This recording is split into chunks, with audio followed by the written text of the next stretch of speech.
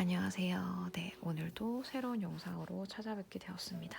저번 시간에 이어서 제가 자세 분석 중에서 좀 제가 생각하기엔 중요한 부분이라고, 뭐든 다 중요한 부분이지만 그 중에서 더 많은 영향력을 끼치는 것 같은 골반에 대해서 오늘은 설명하고자 합니다.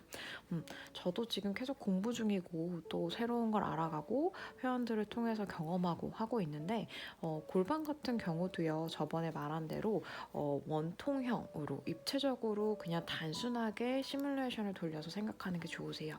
저는 자세 분석을 할 때 골반을 분석하기 위해서 물론 촉지법도 사용을 하지만 제자리 걸음이나 걸어가는 자세의 틀을 보고도 골반의 정렬을 파악할 수 있어요. 골반이 후방으로 빠져 있는지 전방으로 빠져 있는지, 골반의 기울기의 각 혹은 회전력, 그 다음에 더 위로 올라가는 다리, 그러니까 올라간다는 거는 골반의 기울기가 앞뒤로도 있지만 위아래로도 상하 높이로도 볼 수 있기 때문에 아무래도 꼬는 쪽의 다리가 무조건 아니지만 올라갈 확률이 좀 더 높고요. 짝다리를 짚었을 때 지지하는 면과 다리를 빼고 있는 면, 이런 것도 다리의 기울기에 영향력을 주기 때문이죠. 그래서 생활 습관에도 많이 영향을 받다 보니까 제자리 걸음 같은 자세를 통해서 분석을 하기도 해요. 그리고 저희가 처음에 해부학 같은 걸 배울 때는요, 물론 안테리얼, 포스테리얼 틸트 정도만 배웠는데 앞으로 나가는 쉬프트 자세도 있죠. 스웨그백 같은 경우는 골반의 통자체가 몸의 정렬에서 앞으로 나와 있으면서 살짝 우리가 휘어진 곡선이라고나 할까요? 오히려 플랫백보다 스웨그백이 자세가 더 틀어져 보이지만 실질적으로 통증은 뻐근함이나 그런 거는 무게가 많이 나가지 않고서는, 그러니까 몸무게 체중이 많이 나가시면 아무래도 아슬아슬한 꼭지점이 있는 게 훨씬 더 영향을 많이 받겠죠. 그런 스웨그백이 더 아플 수 있지만 만약에 무게가 그냥 정상 체중 범위 내에 있다고 치면 사실 플랫백이 오히려 허리에 뻐근함을 더 많이 느낄 수 있긴 하거든요. 원래 있어야 되는 곡선이었고 일직선으로 떨어지기 때문에 충격을 다이렉트로 받다 보니까 뻐근함은 더 많이 느낄 수 있어요. 근데 찌릿한 통증 혹은 끊어질 듯한 통증, 이런 느낌은 사실 스웨그백에서 훨씬 더 많이 느낄 수 있죠. 지금 백으로 넘어가는 건 아닌데, 백을 넘어가기 전에 사실 골반에 영향을 많이 주는 게 백뿐만 아니라 그다음에 복부의 약함과 강함 이런 것도 영향을 좀 많이 받는 부위다 보니까 얼핏 그냥 언저리로 말씀을 드렸습니다. 그래서 안테리얼 틸트와 포스terior 틸트는 전방이냐 후방이냐의 차이지만 이런 전방과 후방에 따라서 근육의 결이 좀 달라진다는 거. 단순하게 골반이 앞으로 뻗어나가는 되게 공격적인 오리 엉덩이 자세라고 쳤을 때 우리가 생각하면 단순하게 뒷면의 허벅지 뒤는 늘어나 있을 거고요. 그거의 대칭적인 앞복부는 늘어나 있겠죠. 근데 뒤에 있는 허리 뒤축, 우리 백의 밑에 부분, 허리, 골반에 영향력을 줄 수 있는 이 부분은 타이트할 거고요. 그리고 고관절과 우리 커드 쪽도 좀 타이트하다고 보는 게 맞을 거예요. 무조건적인 건 없어요. 근데 그냥 단순하게 이렇게 크로스로 보자는 거예요. 그래서 안테리얼 같은 경우는 뒤에 허리 쪽, 허리가 좀 타이트하고 되게 좁으실 거고요. 대체적으로 안테리어 같은 경우는. 그리고 앞쪽이 이렇게 아무래도 고관절 쪽이 좁아질 거라고 생각하시면 나머지 부분은 좀 넓혀져 있겠구나 라고 생각하시면 좋을 것 같아요. 그래서 전반적으로 아랫복부의 힘까지 영향력을 준다고 봐야 돼요. 고관절이라는 거는 제일 밑에 있는 아랫복부까지 영향을 주기 때문에 윗복부의 힘은 약할 수 있지만 한 중간면부터 위에 복부까지, 한복부까지는 약할 수 있지만 아랫복부부터 고관절은 이게 힘이 세다기보다는 우리가 이제 대칭이 틀어졌을 때 잘못 이해를 하시는 게 수축성과 이완성을 생각하다 보니까 수축이면 되게 힘이 강할 것 같죠. 근데 강한 게 아니라 그냥 길이가 짧은 거라고 생각하시는 게 더 나으실 거예요. 이거를 운동을 통해서 강화를 시켜서 만드는 게 아니잖아요. 이 근육을 강화시킨 게 아니죠. 수축이라는 거는 길이의 짧음을 표현하는 게 더 맞아요. 해부학적인 표현의 수축은. 근육의 결의 수축은 아무래도 수축이완에서의 힘을 표현할 수도 있겠지만 길이적인 수축은 그냥 내가 거리를 짧게 만들어서 공간 확보를 못하게끔 가동이나 이완을 주지 못하게끔 만든 거라고 보는 게 더 맞아요. 그래서 여기가 타이트한 거지 이거가 강하다고 생각하면 좀 애매한 표현인 것 같아요. 그래서 이 부분 같이 타이트한 부분은 아무래도 이완을 할 수 있게끔 가동을 넓혀줘야 되는 동작들이 들어가야 되고, 아까처럼 허리가 이렇게 타이트하고 허리가 좁은 사람들은 어떤 동작이 좋을까요? 아무래도 라운드백을 할 때 ASIS를 걸어놓고 우리 골반부터 말아지게끔 하는 동작, 골반 락킹이나 이런 동작을 통해서 조금 이 부분을 끝에 점을 늘리게끔 해서 공간을 확보해주는 동작들이 좀 좋으실 거고요. 그리고 햄스트링이 아무래도 약할 거 아니에요. 뒤에서 당기는 힘 때문에 좀 늘어나 있는 상황이니까 여기에 그러니까 백 쪽을 강화시키는 동작도 좋아요. 글루프부터 엉덩이부터 햄스트링까지 연결되어 있는 뭐 우리 레그 익스텐션이나 이런 동작들을 통해서 좀 강화시켜 주는 것도 되게 도움이 되는 동작일 거예요. 안테리어 틸트 되는 분들에게는.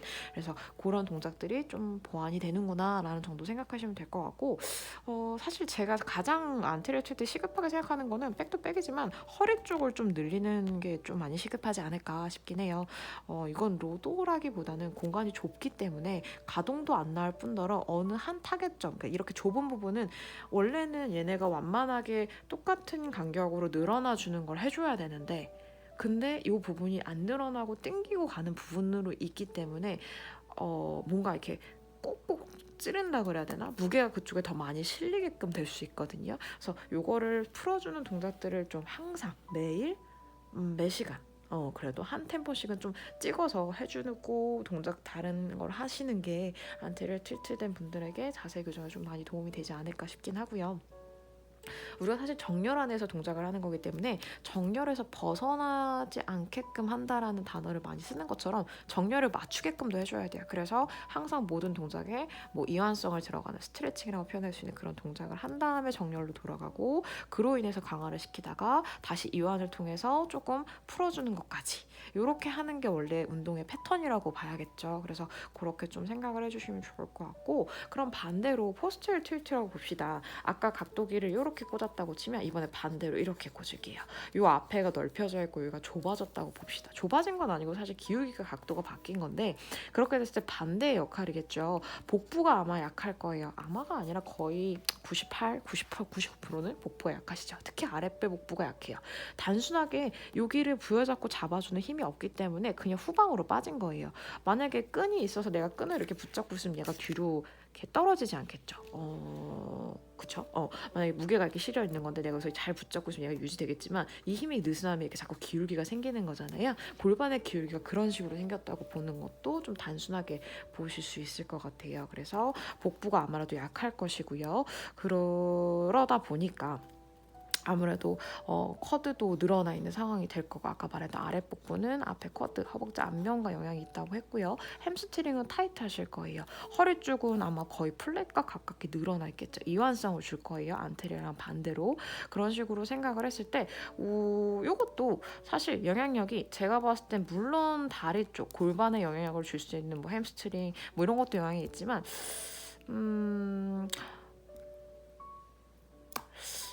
그쵸.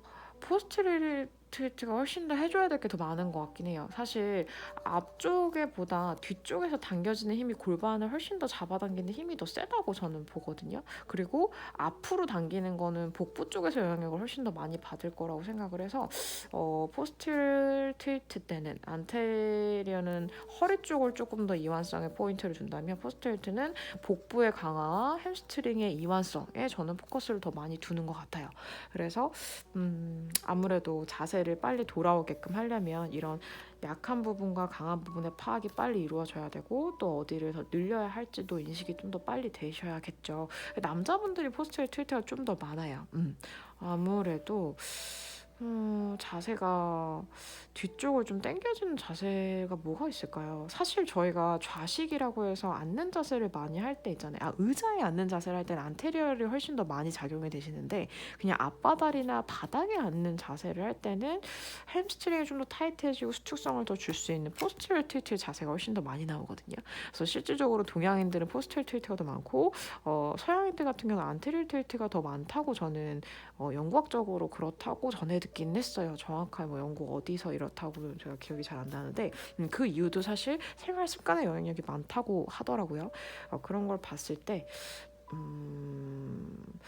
이완과 수축 뭐 이런 부분을 분석을 얼른 하시고 동작을 하기 전에 좀 이렇게 풀어줄 때 풀어주고 잡아줄 때 잡아주고 하는 게 좀 도움이 될 거고, 그래서 저는 포스처 틸트 같은 경우는 골반을 수직하게 세우는 동작들을 많이 시키려고 하는 편이에요. 다리에 각을 세워서라도 골반을 좀 세우는. 그래서 라운드백은 웬만하면 잘 안 시키려고 하고요. 사실 아랫복부가 실질적으로 라운드백에서 타겟팅이 되는 게 쉽지 않아요. 라운드백은 오히려 상복부부터 중간복부까지의 영향을 더 많이 주고요. 스트랩백이 훨씬 더 아랫복부에서부터 끌어올리는 길이 끄는 힘을 훨씬 더 영향을 많이 주거든요. 그러니까 아랫복부가 씨앗 같은 거면은 줄기 같은 느낌을 훨씬 더 많이 줘요. 그래서 포스처 틸트 분들한테는 저는 사실 스트랩백을 더 많이 동작을 시켜 드리는 것 같고요. 근데 사실 이론적으로는 안테리얼 틸트는 허리 쪽이 타이트하고 그 위쪽이 되게 늘어나 있는 상태이기 때문에 백의 근육도 좀 많이 강화를 시켜 주셔야 되긴 하거든요. 근데 강화보단 항상 이완이 먼저예요. 그러지 않으면 오히려 타이트한 데는 더 경직돼서 더 타이트하게 만들 수 있기 때문에 이완을 좀 시켜주시고 강화하는 동작이 들어가는 게 교정에서도 훨씬 더 효과적이라고 저는 느꼈고, 그 방법이 조금 더 회원들한테도 편안함을 좀 줬던 것 같아요. 그래서 그런 거 좀 설명드리고 싶었고, 그리고 또 뭐가 있을까요?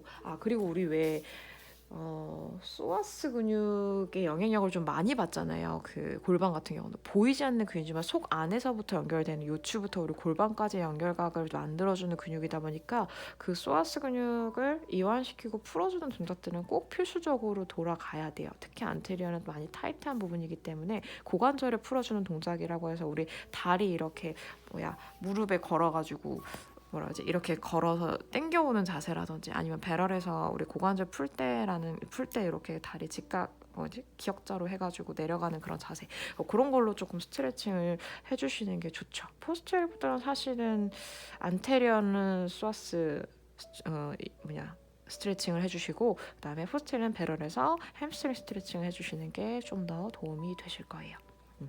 그래서 이 정도 골반에 대해서도 인식을 하고 있는 게 아무래도 동작을 많이 용이하게 하실 수 있는 방법이라고 저는 생각합니다.